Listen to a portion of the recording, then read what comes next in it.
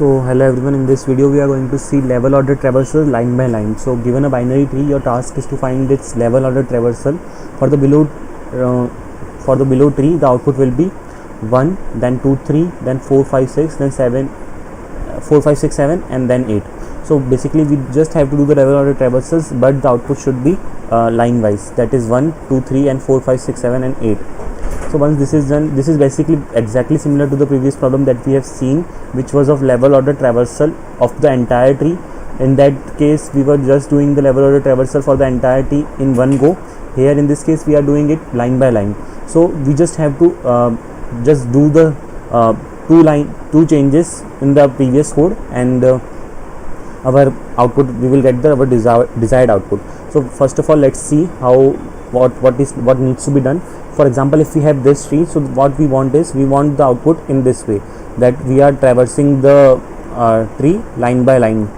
Okay, so this is how the output should look like, that is we are traversing it line by line. In previous case what we were doing it was we were traversing it all together in this way, 40, 50, 60, 70, 80. So we don't want this in this way, we want it line by line. So let's see what are the changes that we need to do in the previous code. So you can see that in this case I have taken a vector of vector, because in the return type of our level order function is vector of vector. So what we have done is we have taken a vector v and then another vector, that is vector of vector answer. So like the previous in the previous case, how we have checked whether a node is null or not. If it is null, we will simply return answer. If it is not, we will move further. What we are doing is, initially we are creating a queue, and then we are initially pushing the root node of the tree into the queue, and then we are checking if until the queue is not empty, we are simply performing our traversal. So first of all, in this case these two lines are the main difference. What we are doing is, we are initially checking whether our size, what is the size of our queue at present.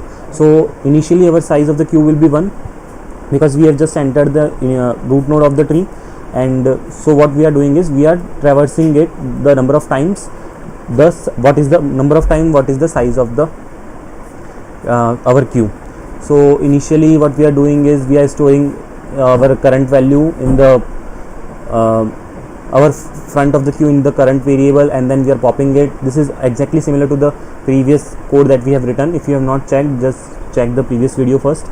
Then we are popping the front of the queue, and we are pushing back.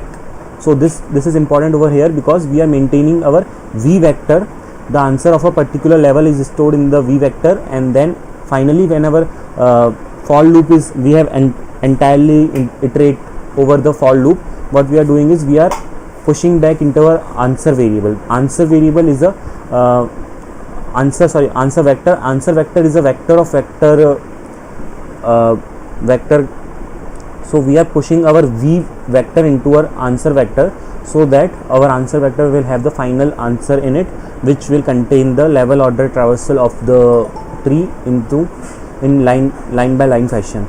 And also we are in every iteration we are doing v dot clear, which means that we are clearing our vector v, because once we have stored our answer into the stored our vector v into the answer vector, we need to clear it, so that we can make new entries in our v vector.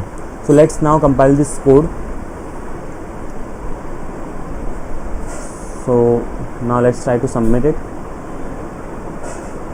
If our return type would not have been vector of vector, then in that case we could have simply make use of cout statements. So you can see that the problem is solved successfully.